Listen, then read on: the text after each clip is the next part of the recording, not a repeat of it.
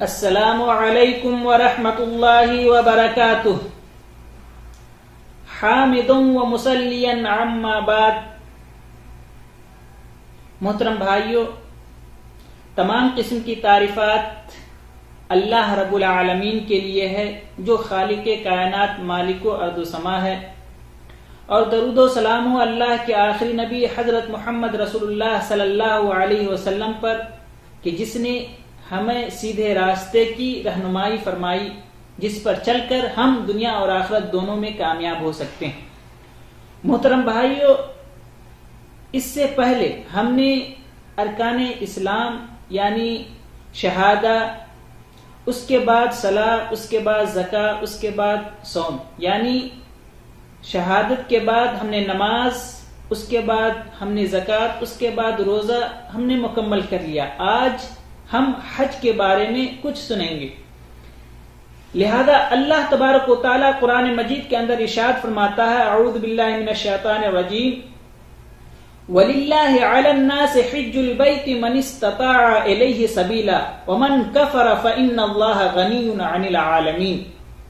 کہ اللہ تبارک و تعالی اس آیت کریمہ کے اندر ارشاد فرماتا ہے کہ وَلِلَّهِ عَلَى النَّاسِ حِجُّ الْبَيْتِ، اور جو لوگ بیت اللہ پہنچنے کی طاقت رکھتے ہیں، من استطاع الیہ سبیلا، ان پر بیت اللہ کا حج کرنا فرض ہے. جو شخص ومن کفر فإن اللہ غنی عن العالمین، اور جو شخص کفر کرتا ہے، اس کا انکار کرتا ہے، تو بے شک اللہ تبارک و تعالی تمام جہانوں سے غنی. محترم بھائیو، غور کیجئے کہ حج یہ اسلام کا 5واں رکن ہے. جب انسانوں کے پاس طاقت ہو جائے حج کرنے کی، مالی اعتبار سے اور بدنی اعتبار سے، دونوں اعتبار سے، کیونکہ یہ عبادت ایک ایسی عبادت ہے جس کے اندر بدنی اور مالی دونوں چیزوں کا صرفہ ہوتا ہے. لہذا اگر ہمارے پاس اتنا مال ہو جائے کہ ہم مکہ جا کر کے حج کر سکتے ہیں، اس کے اندر جتنا خرچ ہوگا وہ ہمارے پاس ہو، تو پھر ہمیں جلدی کرنا چاہیے تاکہ ہم اسلام کے اس ارکان کو جو اللہ تبارک و تعالیٰ نے طاقت رکھنے کے بعد ہمارے اوپر فرض ہوتا ہے، ہم اس کو جلدی سے ادا کر لیں. آج کل کیا ہوتا ہے کہ آدمی کے پاس طاقت رہنے کے باوجود وہ ہدیہ وغیرہ خریدنے کے لیے، تحفہ تحائف خریدنے کے لیے بہت سارے پیسے کو اکٹھا کرتا ہے تاکہ وہاں جائے اور جا کر کے تحفے تحائف خریدے لوگوں کے لیے. اس کے لیے وہ پیسے زیادہ جمع کرنے لگتا ہے. محترم بھائیوں، نہیں، بلکہ جب آپ کو اتنا مال ہو جائے کہ آپ مکہ پہنچ کر کے اس اسلام کے 5ویں رکن کو ادا کر سکتے ہیں آسانی کے ساتھ، جو خرچ ہوگا اس کا آپ کے پاس وہ اتنا مال ہو جائے، تو ضروری ہے، آپ کے اوپر فرض ہوتا ہے، ہمارے اوپر فرض ہوتا ہے کہ ہم حج کریں. محترم بھائیوں، کیونکہ یہ حج اسلام کے رکن میں سے ایک رکن ہے، اور اس کے بعد جب ہماری طاقت ہو جائے تو ہمیں چاہیے کہ ہم حج کریں، کیونکہ اس کی بہت ہی زیادہ اہمیت و فضیلت ہے.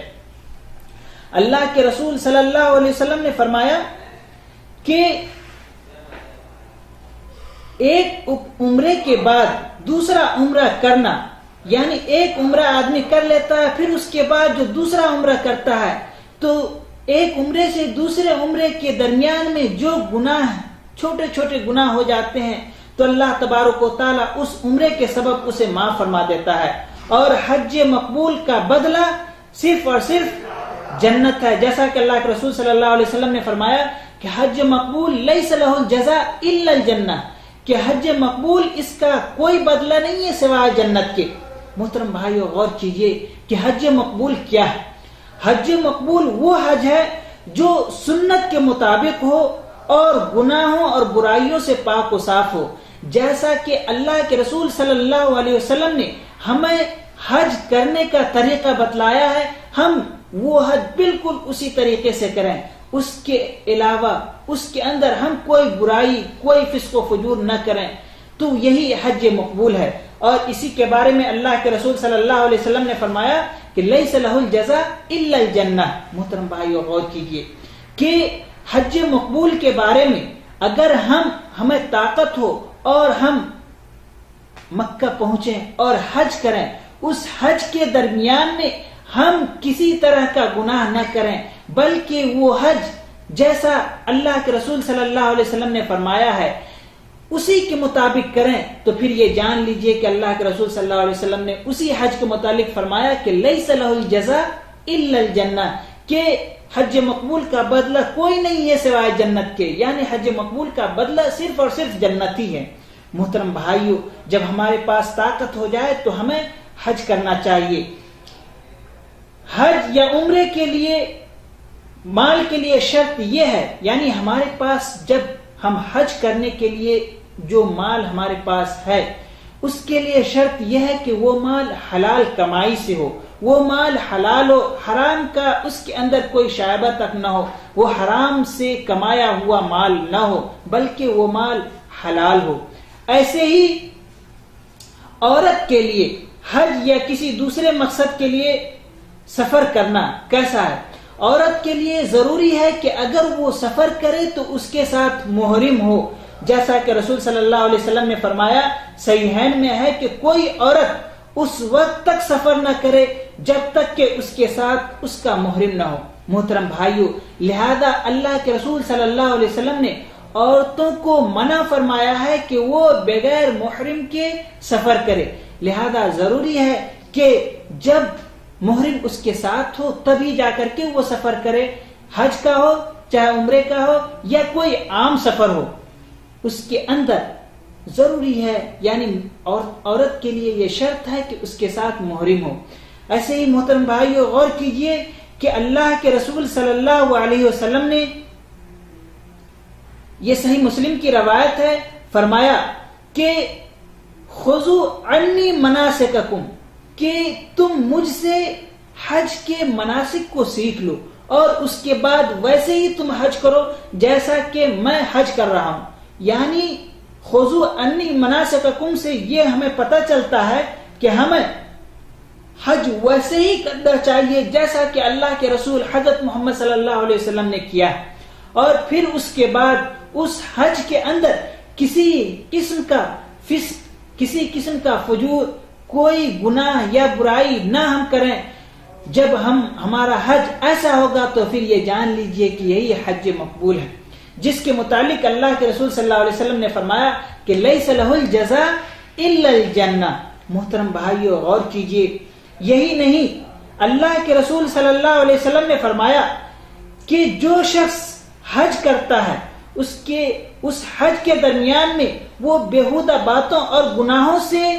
دور رہتے ہوئے حج کرتا ہے، یعنی اس حج کے اندر وہ بیہودہ باتیں نہیں کرتا ہے، وہ حج صرف اور صرف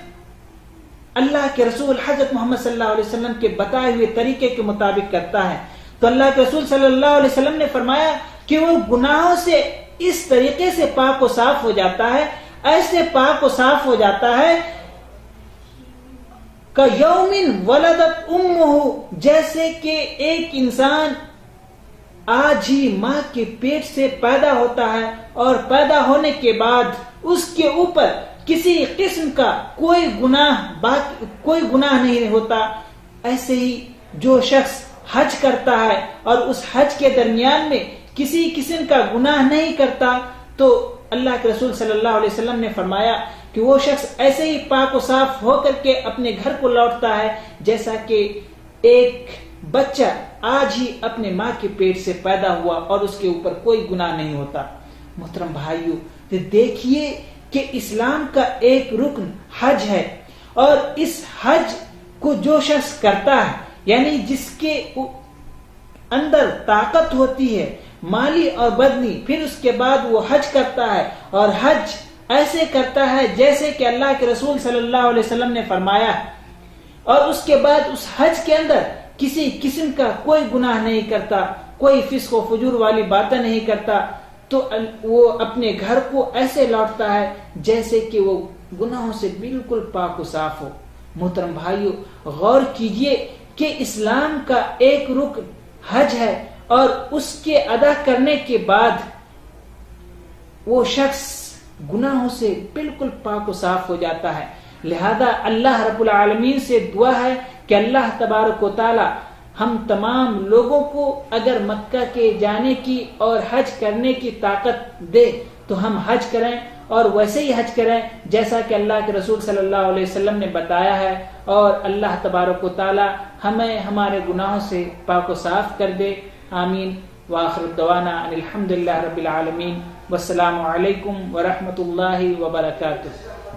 المكتب التعاوني للدعوة والإرشاد وتوعية الجاليات بحي العزيزية بالرياض.